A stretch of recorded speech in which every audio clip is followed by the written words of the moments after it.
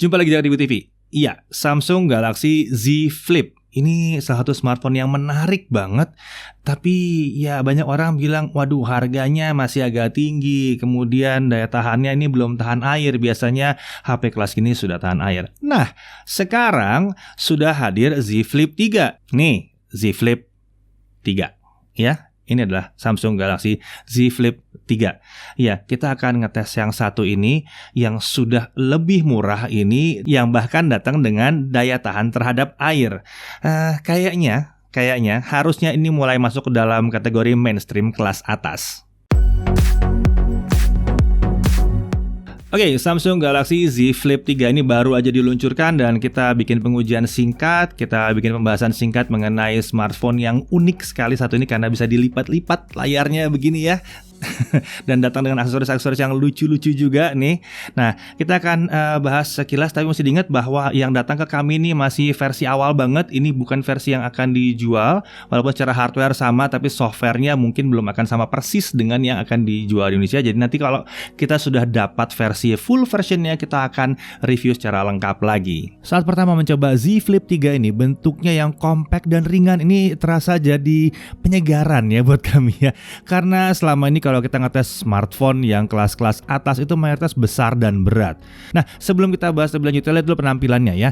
Pilihan warnanya untuk si Galaxy Z Flip 3 ini ada warna Phantom Black, ada cream, ada green, sama ada lavender. Back covernya terbuat dari kaca dengan perlindungan Gorilla Glass Victus. Dan dari segi tampilan emang terasa berkelas sekali desainnya ini. Nah, saat terlipat, smartphone ini punya dimensi 72,2 x 864 x 17,1 mm di sisi engsel dan 15,9 mm di sisi paling tipisnya. Untuk bobotnya dia hanya 183 gram. Nah, model super compact ini bikin terasa aman ditaruh di kantong celana atau di kantong baju gitu ya. Ya kalau buat cewek-cewek yang pakai tas kecil muat ini jadinya ya, walaupun pas dibuka layarnya gede.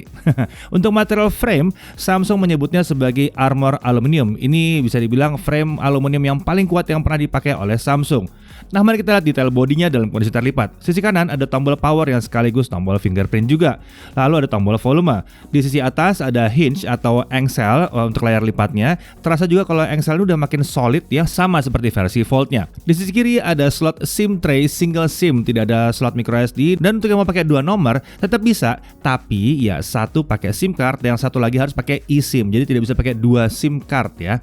Nah, di sisi bawah itu ada 3 mikrofon, ada speaker stereo, ada port USB-C juga di situ. Di sisi depan terdapat 2 kamera, sebuah LED flash dan layar cover. Kemudian untuk specs kameranya yang ultrawide 12 megapiksel itu fixed focus ya, f2.2, FOV-nya 123 derajat. Sementara itu untuk yang wide atau kamera utamanya 12 megapiksel juga dual pixel AF. Optical Image Stabilizer f1.8. Menariknya, kaca kameranya sudah dilengkapi dengan Corning Gorilla Glass DX. Ini adalah kaca dari Corning yang khusus untuk di depan kamera biar jernih tapi tetap tahan gores. Nah, untuk spek cover screen-nya ini adalah layar 1,9 inci, panelnya adalah panel Super AMOLED, resolusi 260 x 512 pixel. Layar ini merupakan peningkatan dibandingkan generasi sebelumnya yang kecil banget ya. Dan sekarang jadi fungsinya bisa lebih banyak. Sekarang kita bisa menggunakannya untuk always on display, melihat notifikasi, sound recording dan sebagainya. Dan peningkatan paling bermanfaat adalah fungsi preview kameranya. Selfie pakai kamera utama jelas akan lebih keren ya hasilnya ya. Dengan layar yang lebih besar, previewnya juga lebih jelas. Nggak cuma situ aja ya, kita bisa swipe up atau swipe down untuk pindah dari kamera wide ke ultra wide atau sebaliknya. Lalu bisa masuk mode video juga. Dan di mode video juga bisa pindah wide atau ultra wide. Untuk shutter tinggal tekan volume up saja.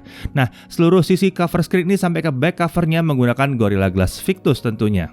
Saat kondisinya dibuka, smartphone ini jadi punya dimensi 72,2 x 166 x 6,9 mm. Bentuknya jadi memanjang dan sekarang jadi terasa tipis. Di sini kita bisa lihat layar utamanya. Ini adalah layar 6,7 inci Infinity Flex Display. Panelnya Dynamic AMOLED 2 kali atau 2X. Resolusinya FHD+, 2640 x 1080 pixel. Aspek rasionya 22:9. Kerapatan pixelnya 425 ppi, masih enak banget dilihat ya. Refresh rate-nya adalah 120 Hz adaptif. Terdapat sebuah kamera selfie kecil di tengah atas layarnya. Ini adalah kamera 10 megapiksel f2.4. Nah, saat mencoba layar utamanya ini kesan pertama adalah solid ya. Beda banget dengan yang sebelum-sebelumnya, ini terasa lebih solid dibandingkan generasi sebelumnya. Dan Samsung juga menyatakan bahwa sama dengan Fold, yang Flip juga diperkuat 80% sekarang. Jadi ada rasa tenang gitu ya makanya ya. Nah, untuk lipatan layar itu mirip seperti Z Fold 3, tergantung sudut pandang ya. Kalau misalnya agak miring mau dipaksain lihat pasti kelihatan ada crease-nya gitu ya. Tapi kalau tegak lurus ya nggak kelihatan, dan kalau dipakai juga ya kalian nggak akan selalu sadar bahwa ada di situ. Menariknya, kita bisa menggunakan smartphone ini dengan mode setengah terlipat seperti ini. Bodi bawah jadi tumpuan, layar atasnya jadi preview buat kita foto-foto atau video buat yang suka selfie atau bikin TikTok. Happy banget ya dengan fitur ini. Walaupun sekarang juga di Z Fold jadi bisa ya. Nah, sama lagi dengan si Z Fold 3, si Z Flip 3 juga sudah memiliki sertifikasi tahan air IPX8. Jadi wah, ini luar biasa sih, karena itu dulu yang kami bilang kekurangan yang lumayan ya, karena ya kelas-kelas seperti ini harusnya ada tahan air, tapi kalau folding kan agak susah. Wah, ternyata Samsung langsung menghadirkan, jadi bisa, di sini juga bisa. Perlu diingat IPX8 itu 8-nya artinya bisa dicelup ke air tawar sama 30 menit dalam 1 meter. Sementara X itu berarti belum diuji atau belum ada sertifikasinya, bukan berarti tidak tahan terhadap debu ya. Nah, untuk prosesor dalamnya dia pakai Snapdragon 888, RAM-nya LPDDR5, storage UFS 3.1, dan variannya itu ada yang 8GB 128GB storage internal atau 8GB RAM dengan 256GB storage internal. Nah, untuk baterai 3300 mAh. Chargernya dia pakai charger 15 watt ya. Kemudian untuk wireless charging juga bisa 15 watt. Dan dia juga bisa melakukan wireless power sharing. Nah, untuk sensor itu lengkap banget, accelerometer, barometer, gyro, geomagnetic hall, proximity, dan light lengkap lah. Untuk OS dia pakai One UI, dan sayangnya yang ini tidak punya dukungan DeX ya. Untuk konektivitas dia sudah 5G. Janjinya Samsung dia akan segera bisa menggunakan 5G di Indonesia. Wi-Fi 6, Bluetooth-nya versi 5, dan tentunya NFC ada juga ya. Nah, untuk pengujian performa, sayangnya ini softwarenya masih software pre-launch, jadi masih agak sulit kita menginstal software untuk benchmark. Satu-satunya software yang kayaknya aman diinstal adalah 3D Mark. Jadi kita coba pakai 3D Mark aja di sini ya. Kita bisa lihat di sini untuk 3D Mark Wildlife Stress Test. Itu di grafik performanya kita bisa melihat bahwa sistemnya memilih untuk menurunkan performa dari awal. Jadi dia tidak mau suhunya akan jadi tinggi, enggak, langsung turun aja dari awal. Jadi kita bisa melihat bahwa tidak ada masalah overheat di sini kalau misalnya keluarnya dengan benchmark. Si HP tahu bahwa ini bebannya luar biasa besar sekali dan akan beresiko mungkin ya. Jadi langsung turun aja. Jadi nggak akan berhenti karena kepanasan. Oke, dengan durasi yang pendek untuk pengujian, kami mencoba Genshin Impact. Settingnya di highest 60 fps dan skenario-nya adalah seperti biasa jalan-jalan Liyue Mondstadt Liyue 30 menit. Hasilnya sayangnya kita masih menemui dia ada di 22 fps. Jadi ternyata sistemnya menahan frame rate tertinggi di 25 fps. Sepertinya ini adalah masalah software yang belum final. Nanti kita akan uji lagi saat unit resminya sudah hadir ya. Jadi jangan dianggap bahwa dia pasti segini ya, jangan dianggap pasti segini. Ini kemungkinan karena softwarenya emang bukan software setelah launching. Kemudian untuk suhu kita bisa pakai Genshin Impact dengan beratnya itu ya. Kita bisa lihat bahwa di layar suhu terendah di 35 derajat Celcius, sementara bagian terpanas di 45 derajat Celcius. Di bodi belakang itu terendah di 34 derajat Celcius dan terpanas di 45 derajat Celcius. Terlihat di sini bahwa suhu tertinggi adanya di dekat daerah kamera. Kalau lihat smartphone lain sih rata-rata memang bisa 45 derajat ke atas ya. Jadi suhu segini tuh sebetulnya hasil yang normal banget. Untuk baterai gimana? Kita hanya bisa tes pakai Genshin Impact juga ya. 30 menit, highest 60 fps, turun 16%. Ini baterai 3000-an mAh. Jadi dengan baterai seperti ini performanya masih bisa dibilang oke nih. Kalau ini baterai 5000 sih ya ini boros. Tapi karena ini baterai 3300 ini oke lah ya. Nah, sekarang mari kita beralih ke pengujian singkat untuk kamera, tapi tentunya di luar ruangan. Ya, jadi ini adalah kamera selfie-nya Samsung Galaxy Z Flip 3. Ya. Kamera selfie, bukan kamera utamanya.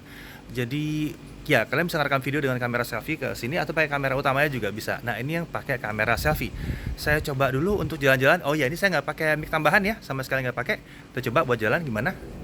Aduh, ini mah udahlah, ini mah Samsung Samsung kelas ini ya, premium banget kalau kayak gini ya. Mantap bener. Oke, ini saya pakai kamera utamanya, tapi saya pakai layar kecilnya, jadi bisa selfie dengan mudah. Tetap pegang pakai tangan. Tapi kalau pakai kamera utamanya gini terlalu tight ya cropnya, terlalu rapat. Saya mau jauhin juga, aduh tangan saya kurang. Masa mesti pakai tongsis hari gini? Nggak perlu. Gimana caranya? Kita pindah kamera ultra wide. Gimana? Nah, ini jaga kamera ultra wide ya.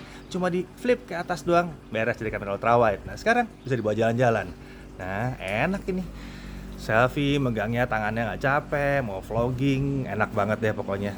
Mantep bener ini, emang kalau layar lebih gede, lebih asik.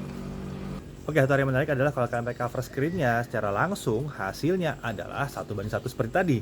Tapi kalau kalian pakai mode biasa, kayak mau bikin video biasa, terus kalian hidupkan cover screen preview-nya, kalian akan bisa dapat seperti ini. Ya, ini pakai kamera utama dan saya tetap vlogging. Cuma sayangnya, yang terlihat dari saya tuh hanya yang berdiri potongan tengah saya, jadi saya akan tetap di tengah terus. Hasilnya kurang lebih seperti ini jadinya ya. Oke, masih dengan kamera utamanya, tapi saya nggak dalam mode selfie. Sekarang saya bisa bawa jalan-jalan di 1080p 30. Kurang lebih seperti ini kalau ngadepnya ke depan, ya. Jadi ini bukan selfie-selfie, ini biasa aja dibawanya. Oke, kita lihat. Wow, mantap sekali ya. Fokusnya juga mantap bener. Nah, kalau ini ada kamera ultra wide-nya, lagi-lagi pegang pakai tangan aja, nggak pakai tambahan mix sama sekali. Kita coba jalan. Saya kamera ultra wide ini emang tidak ada autofokusnya, tapi kualitasnya oke sih. Ya, kualitas tetap oke. Kalau ada dekat tuh, nah nggak bisa fokusnya pindah ke belakang sana karena memang dia fix fokus. Oke, sekarang kita pakai super steady ya. Oke, super steady akan pakai kamera ultra wide-nya, tapi dia harusnya lebih stable. Saya sambil jalan-jalan begini nanti ya, kalian sendiri kestabilannya kira-kira seperti ini. Nah, untuk kamera ultra wide pilihan tertingginya adalah 4K 30 fps. Ya, coba seperti ini kurang lebih ya, 4K 30 fps-nya. Ya, stabilizer gimana? Ya seperti inilah gitu ya. Kalian bisa lihat sendiri. Kurang lebih seperti ini. Nah, kalau untuk kamera wide itu bisa 4K 60 UHD 60 ya. UHD 60 dan ya hasilnya begini. Lagi-lagi saya nggak pakai stabilizer ya. Inilah ya hasilnya. Cuma tentunya kita akan render di 1080p 30, jadi hanya untuk lihat kestabilannya aja. Oke, kita bisa lihat tadi ya, hasil video dengan perekaman pakai cover screen sayangnya jadi bujur sangkar. Sementara kalau merekam dengan full 16:9, kita hanya bisa lihat bagian tengahnya aja nih. Tapi bisa. Kita bisa pakai kamera utamanya ya. Nah, walaupun kita tetap bagian tengahnya doang, jadi kita pasti di tengah terus gitu.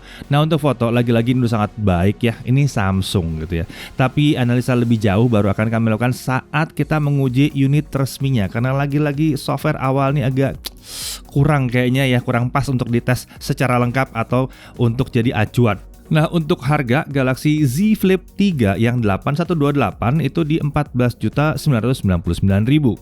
Yang ini menarik nggak sih, 128GB tanpa ekspansi? Kayaknya yang Z Flip 3 8256 lebih masuk di akal. Peningkatan 1 juta rupiah, kita dapat ekstra 128GB internal di situ ya. Dan ini tetap adalah harga yang rendah di 15.999.000. Rendah kenapa? Karena sebelumnya itu di atas 20 juta. Oke, buat kalian yang suka dengan desain yang spesial atau limited ya, terutama desainnya Thom Browne. Nah, Samsung juga menghadirkan versi resminya dari versi Thom Browne ini dari si Galaxy Z Flip 3. Nah, paket lengkap itu isinya ya. Jadi ini versi terbatas ya, edisi spesial. Harganya juga spesial di kisaran 35.999.000 dan dilengkapi dengan watchnya, ada buds-nya dan aksesoris-aksesorisnya lengkap semua di sini. Semuanya ala Thom Browne jadinya. Untuk pre-order dia mulai tanggal 11 Agustus mulai dari jam 10 malam. Lalu pre-order bisa dilakukan di samsung.com/id. Selama masa pre-order, pembeli akan bisa mendapatkan penawaran spesial senilai 5.239.000. Dan kalian bisa cek detail-detailnya kurang lebih seperti ini ya.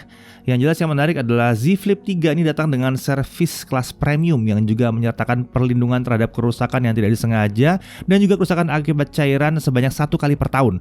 Jadi kalau kalian pre-register dapat yang 2 tahun, jadi bisa 2 kali dalam 2 tahun ya, berarti setiap tahun 1 kali kalian bisa ya.